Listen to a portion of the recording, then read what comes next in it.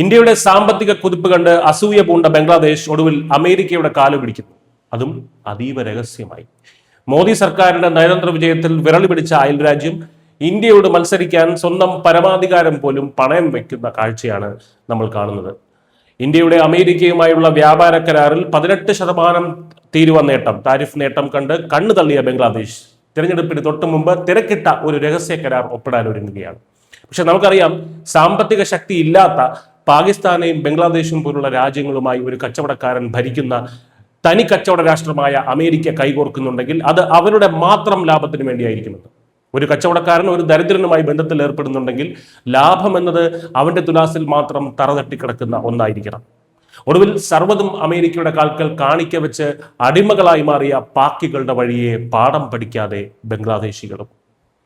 ഫെബ്രുവരി 12 ബംഗ്ലാദേശിൽ ദേശീയ തെരഞ്ഞെടുപ്പ് നടക്കാനിരിക്കെ വെറും 72 മണിക്കൂർ മുമ്പ്, അതായത് ഫെബ്രുവരി 9 അമേരിക്കയുമായി ഒരു വ്യാപാര കരാർ ഒപ്പിടാൻ മുഹമ്മദ് യൂനസിന്റെ ഇടക്കാല സർക്കാർ തിരക്ക് കൂട്ടുകയാണ്. എന്തിനാണ് ഈ വെപ്രാളം? ഉത്തരം ഒരൊറ്റ വാക്കിൽ പറയാം: ഭാരതം.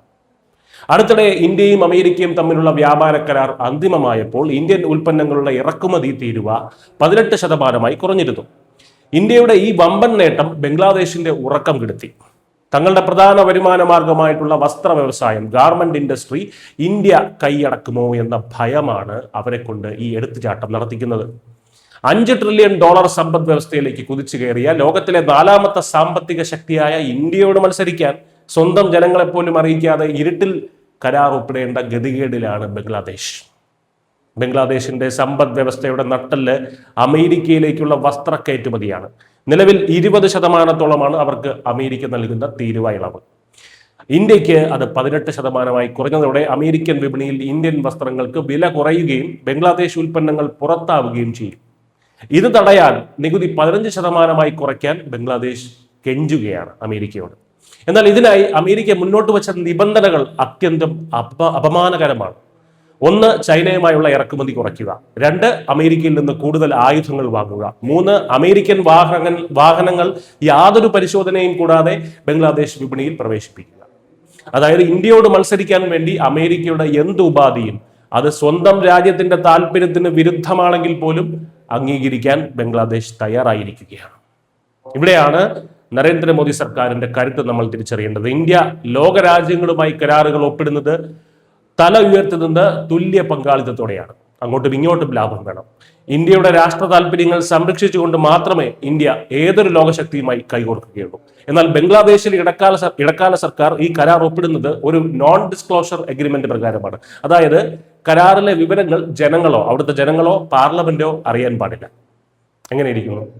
ബംഗ്ലാദേശിലെ പ്രമുഖ സാമ്പത്തിക വിദഗ്ധരും രാഷ്ട്രീയ പാർട്ടികളും ഇതിനെതിരെ രംഗത്ത് വന്നിട്ടുണ്ട്. തെരഞ്ഞെടുപ്പിന് തൊട്ടു മുമ്പ്, ജനവിധി വരും മുമ്പ് തിരക്കിട്ട് ഇത്തരമൊരു കരാർ ഒപ്പിടുന്നത് രാജ്യദ്രോഹത്തിന് തുല്യമാണെന്ന് അവർ വിമർശിക്കുന്നു. ജമാഅത്തെ ഇസ്ലാമിയുമായി വരെ ചേർന്ന് പ്രവർത്തിക്കാൻ മടിയില്ലാത്ത അമേരിക്കൻ നയതന്ത്രജ്ഞരുടെ സമ്മർദ്ദത്തിന് വഴങ്ങിയാണ് യുഎസ് സർക്കാർ ഈ നീക്കം നടത്തുന്നതെന്ന് വ്യക്തം.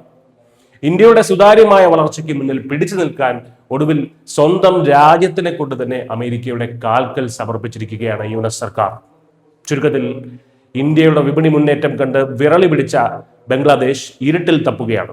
സുതാര്യതയില്ലാത്ത, ജനങ്ങളെ വഞ്ചിക്കുന്ന ഈ കരാർ ബംഗ്ലാദേശിനെ എവിടെ എത്തിക്കുമെന്ന് കണ്ടറിയണം. ഇന്ത്യയെ തോൽപ്പിക്കാൻ നോക്കുമ്പോൾ സ്വന്തം രാജ്യം തന്നെ അമേരിക്കയ്ക്ക് അടിയറവ് വെക്കേണ്ടി വരുമോ എന്ന ചോദ്യമാണ് ഇപ്പോൾ ബംഗ്ലാദേശിലെങ്ങും ഉയരുന്നത്. News desk news India.